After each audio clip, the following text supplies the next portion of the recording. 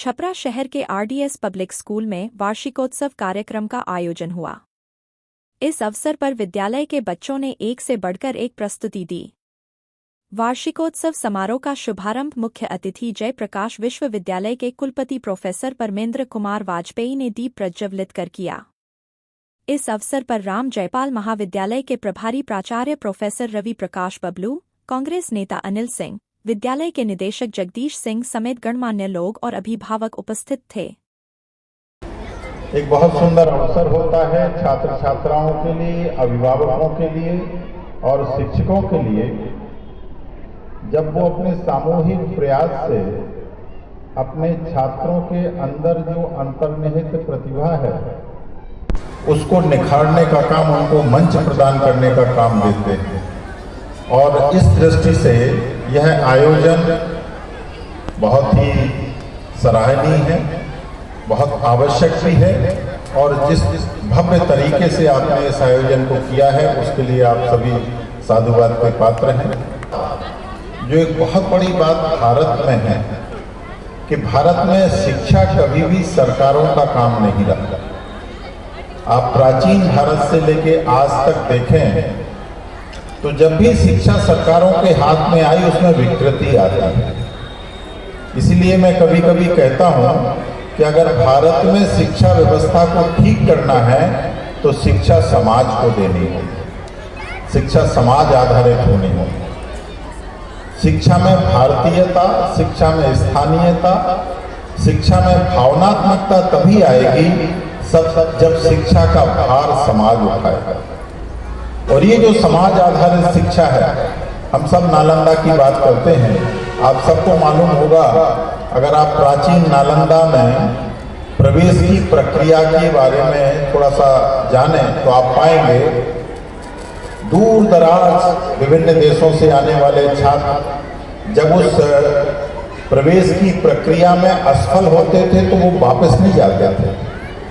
नालंदा के आसपास के गांवों ने ये व्यवस्था कर रखी थी कि वो किसी और गुरुकुल में स्थापित हो, कोई भी छात्र निराश होकर नहीं जाता। ये भारतीय समाज की विशेषता है और इस दृष्टि से कभी कभी मैं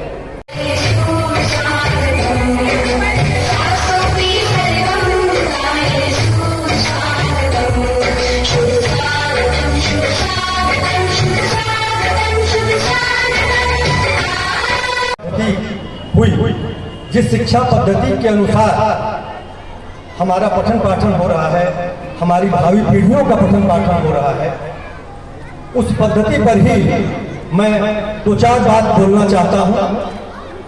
आजकल आप देखेंगे कि हर जगह भारतीय ज्ञान परंपरा की बात हो रही है। यह बात हो रही है कि हमारी जो शिक्षा नीति हो, हमारी जो शिक्षा हो, उसकी जड़ें हमारी संस्कृति में हो। इसी पर दो तीन बातें मैं कहना चाहूँगा कि हमारी संस्कृति में, हमारी परंपरा में कहीं दूसरे का भाव नहीं। जो अदरनेस का कॉन्सेप्ट है बाकी संस्कृतियों में, हमारे यहाँ अदरिंग का कोई कॉन्सेप्ट नहीं।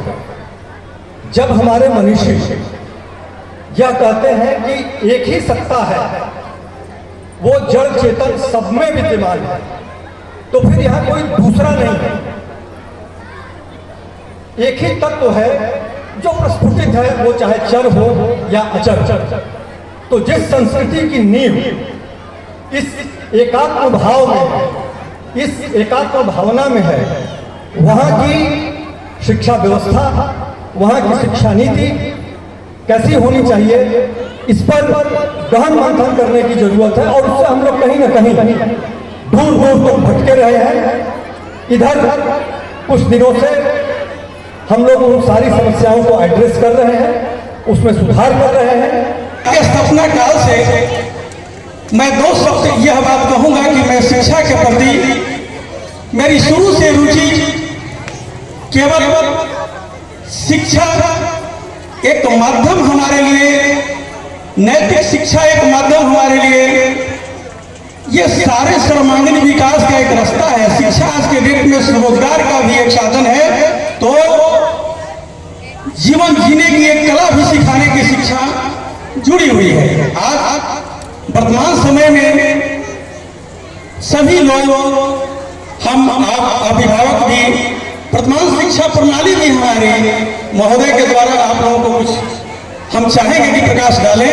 मैं ज्यादा इसमें नहीं जाऊंगा, लेकिन मैं अपनी एक बात कहता हूं, चूंकि विद्यालय का आज कार्यक्रम है, मैं हमेशा से यह समझता हूं कि शिक्षा जरूरी है, नैतिक शिक्षा भी जरूरी है, पारिवारिक शिक्षा भी जरूरी है, और माता पिता, बच्चों को, शिक्षक को, सबकी अपनी अपनी भूमिका कहीं न कहीं बच्चों के परवरिश में हम लोगों को यह ध्यान देना होगा कि बच्चे हमारे केवल किताबी ज्ञान हासिल न करें, दैनिक जीवन से जुड़ी हुई चीजों को प्रति भी अभिभावक को भी, शिक्षक को भी ध्यान देना होगा। विश्वसनीय खबरों की पहचान, छपराटुडे.com, आपका शहर आपके पास।